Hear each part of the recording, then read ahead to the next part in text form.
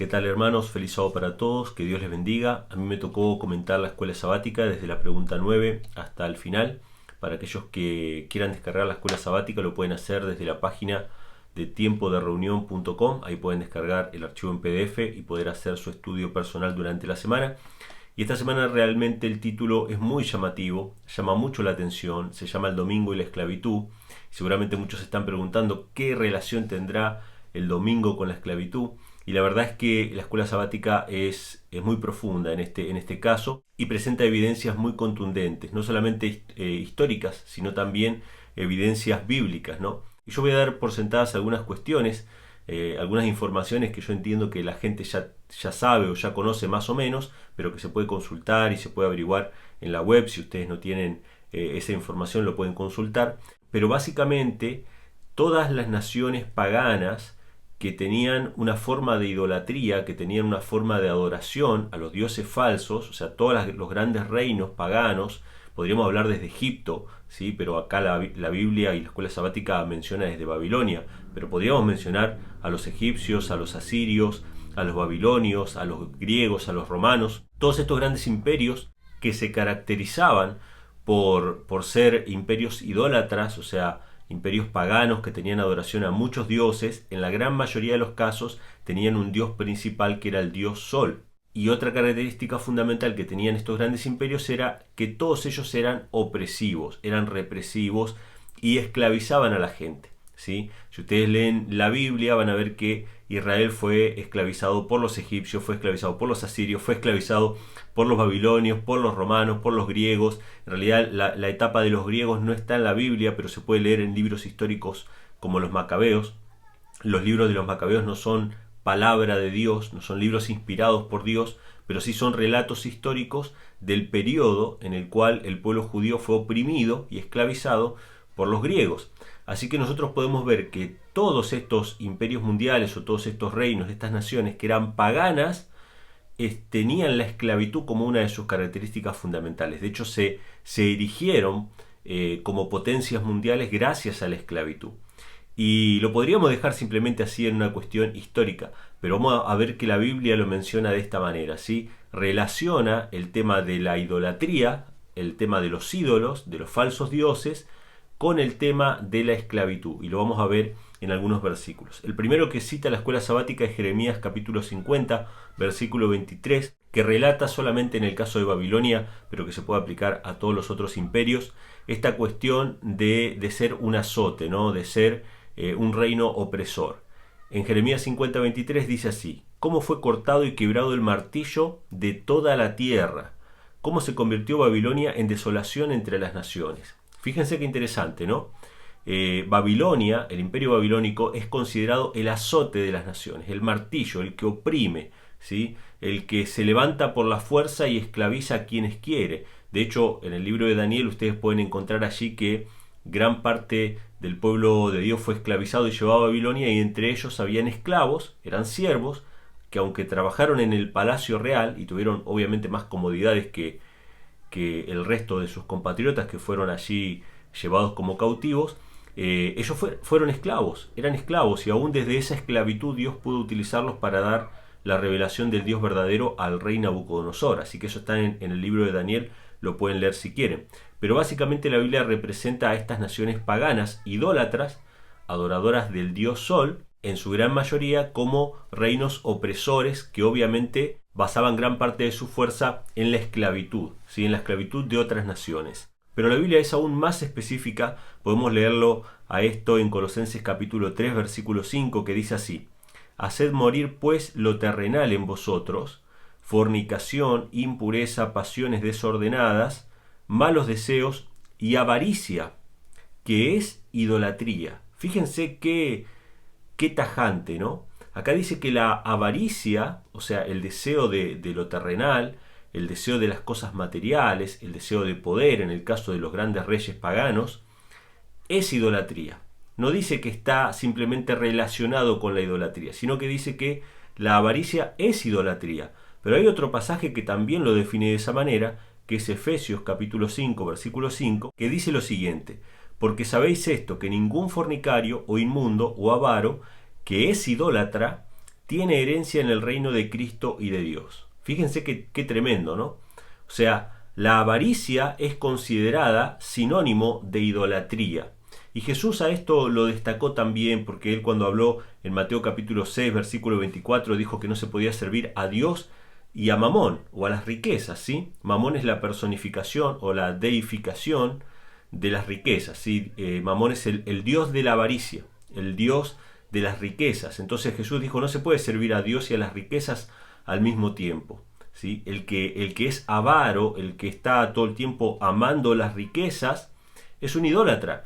¿Y qué pasaba en estos reinos que arrasaban con las riquezas de todas las naciones? De hecho, el pueblo judío padeció el tema de los impuestos, unos impuestos que los ahogaban absolutamente. Ellos no tenían ni para comer. Sin embargo, Roma se llevaba constantemente la riqueza del pueblo judío, hasta que finalmente terminó destruyendo Jerusalén y llevándose hasta los últimos tesoros que quedaban en el templo. Así que vemos que la idolatría, la adoración a dioses falsos, a dioses paganos, está estrechamente relacionada y prácticamente es sinónimo de la avaricia.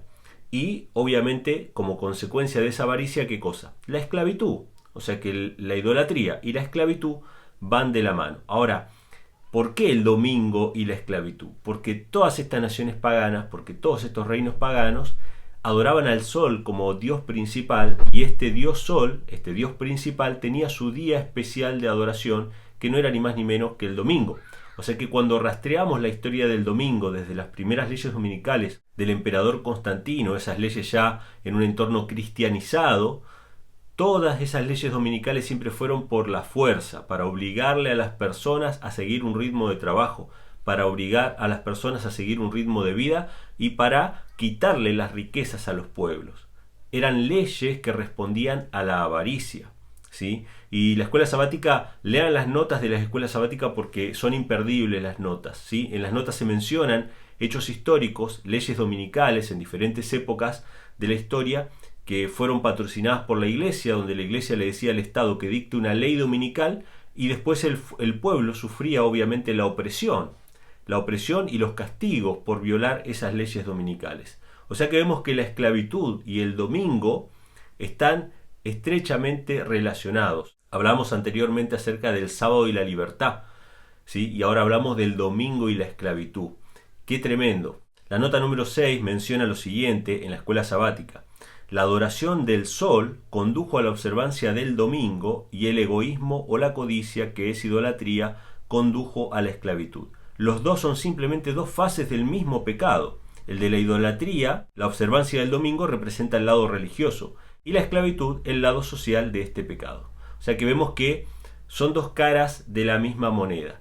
La avaricia lleva a esclavitud y la idolatría a honrar el falso día de reposo, que es dedicado siempre a los falsos dioses. O sea, todos los falsos dioses que compitieron contra Dios, contra el Dios verdadero, llámese Baal, llámese Marduk, llámese como fuera, en diferentes épocas de la historia, siempre tenían una relación obviamente con el astro rey, con el sol, y tenían una relación con el primer día de la semana, ¿sí? Porque siempre se ofrecía como ofrenda las primicias a estos dioses, y las primicias se hacían en el primer día de la semana.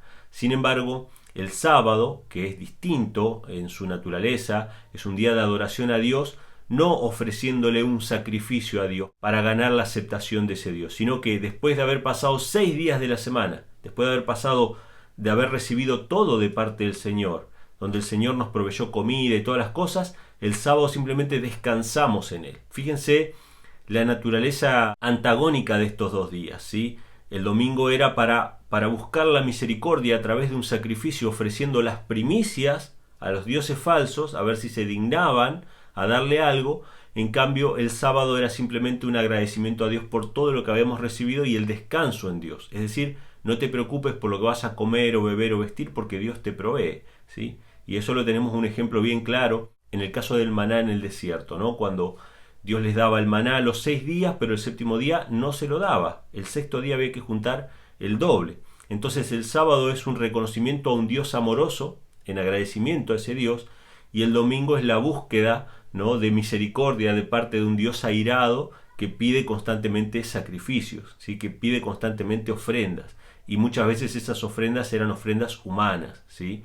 Eran vidas humanas aparte de las vidas de los animales, etcétera, etcétera. Pero la escuela sabática lo que plantea es que esto va a volver a pasar, que va a haber una ley dominical opresiva en el fin del tiempo, y cita 3 pasajes básicamente que son análogos. Si ustedes saben que siempre la Biblia presenta en diferentes libros los mismos eventos contados de diferente manera porque cada uno de estos libros da detalles distintos.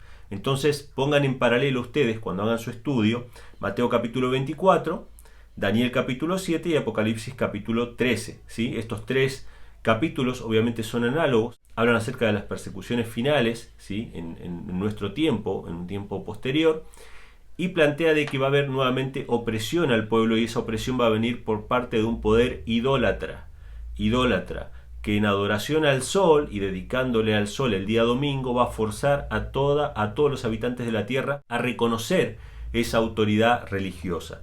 Entonces Mateo 24 dice que habrá entonces gran tribulación, cual no la ha habido desde el principio del mundo hasta ahora ni la habrá, y si aquellos días no fueran acortados nadie será salvo, mas por causa de los escogidos aquellos días serán acortados. Esta es una predicción del tiempo de opresión, del tiempo de angustia que va a pasar el pueblo de Dios en los días finales. Y Apocalipsis capítulo 13 menciona que esta bestia que blasfema contra Dios se le permitió hacer guerra contra los santos y vencerlos, y también se le dio autoridad sobre toda tribu, pueblo, lengua y nación, y la adoraron todos los habitantes de la tierra. ¿Sí? Entonces la escuela sabática lo que plantea es que de la misma manera que fue en el pasado, no solamente con los grandes imperios mundiales, ¿sí? Babilonia, Medo-Persia, etc., sino también durante la Edad Media, conocemos bastante esa historia. Sin embargo, en el tiempo final va a volver a suceder. El domingo, como día de reposo obligatorio, dedicado al dios Sol, aunque ellos no lo admitan, aunque ellos no lo digan, nosotros sabemos porque lo dicen los mismos días de la semana, ¿sí? En inglés se dice Sunday, que es el día del sol, en español también se llama el día del Señor, Dios Sol, Dominus Dei, ¿sí? El día domingo. Sin embargo va a ser presentado con una apariencia cristiana, pero no es ni más ni menos que adoración a los falsos dioses de la antigüedad. Es adoración al Dios Sol, y esa adoración al Dios Sol, ¿qué va a traer como consecuencia? Esclavitud, va a traer como consecuencia opresión, y de ahí que podemos ver entonces esta relación entre el domingo y la esclavitud. Y sabemos también por la palabra de Dios, sabemos por el libro de Apocalipsis, el libro de Esther, el libro de Daniel, que va a haber liberación de parte de Dios para aquellos santos oprimidos que confíen en Dios y en su palabra. Pero bueno, eso lo estaremos viendo seguramente en otra lección de escuela sabática. Le mando un gran abrazo a todos y le paso la palabra a mi hermano Leandro. Muchas bendiciones.